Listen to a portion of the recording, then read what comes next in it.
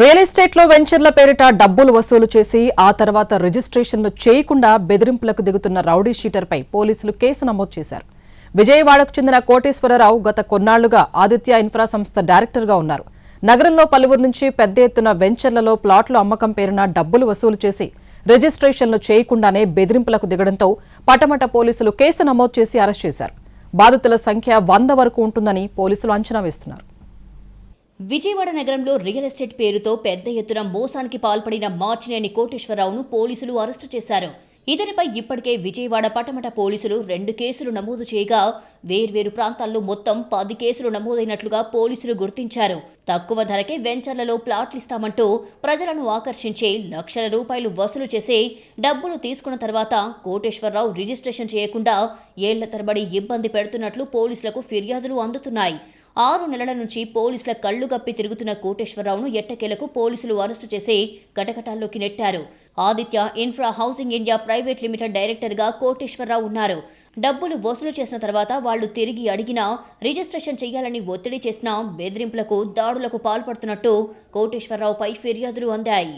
గురునానక్ కాలనీకి చెందిన గడ్డం Lakshminarayana fortune estates and resort అనే కంపెనీని నడుపుతున్నాడు.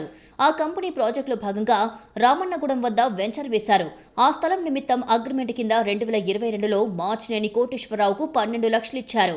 కానీ తర్వాత అగ్రిమెంట్ నగదు కాకుండా మొత్తం ఇచ్చి రిజిస్ట్రేషన్ చేయించుకున్నారు. అగ్రిమెంట్ సమయంలో ఇచ్చిన 12 లక్షలు ఇవ్వమని అడగగా తర్వాత ఇస్తాను అని నమ్మబలికిన కోటేశ్వరరావు బెదిరింపులకు దిగారు. గతేడాది నవంబర్లో కోటేశ్వరరావు మనుషులను తీసుకుని లక్ష్మీనారాయణ ఆఫీస్కు వచ్చి అతనిపై సిబ్బందిపై దాడికి పాల్పడ్డారు. దీనిపై లక్ష్మీనారాయణ ఫిర్యాదుపై పోలీసులు కేసు నమోదు చేశారు. పటమట మారుతి కోఆపరేటివ్ కాలనీకి చెందిన దోనెపూడి రవికిరణ్ 2014లో అమృత గార్డెన్స్లో 150 గజాల ప్లాటు కొనుగోలు కోసం కోటేశ్వరరావు సంస్థకు విడతల వారీగా 6 లక్షలు చెల్లించారు. అయితే రిజిస్ట్రేషన్ చేయకుండా ఇబ్బంది పెడుతున్నారు.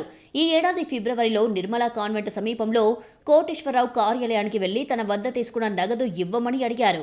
అయితే వారిపై బెదిరింపులకు దిగటంతో రవికిరణ్ ఫిర్యాదు మేరకు కోటేశ్వరరావుపై కేసు నమోదయ్యింది.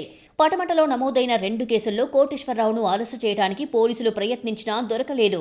కేసులు నమోదు చేసినా మళ్లీ అలాంటి నేరాలకే పాల్పడుతున్నాడు. దీంతో ఏడాది ఏప్రిల్లో పటమట పోలీసులు కోటేశ్వరరావుపై రౌడీ షీటు తెరిచారు. కోటేశ్వరరావుపై ఇలాంటి మోసాల్లో 10కి పైగా కేసులు నమోదు చేశారు. చాలా మంది బాధితులు ఫిర్యాదు చేసేందుకు ముందుకు రావడం లేదని పోలీసులు చెబుతున్నారు. కోటేశ్వరరావు చేతిలో మోసపోయిన బాధితుల సంఖ్య 100 వరకు ఉన్నట్లుగా తెలుస్తోంది. మరో 2 బాధితులు పటమట పోలీసులను ఆశ్రయించి ఫిర్యాదు చేశారు. ఒకరు ₹1 కోటి మోసం చేశారని, మరొకరు 50 లక్షలు మోసం చేశారని పోలీసులకు ఫిర్యాదు చేశారు. మొత్తం ఘటనపై పోలీసులు లోతైన విచారణ చేపట్టారు.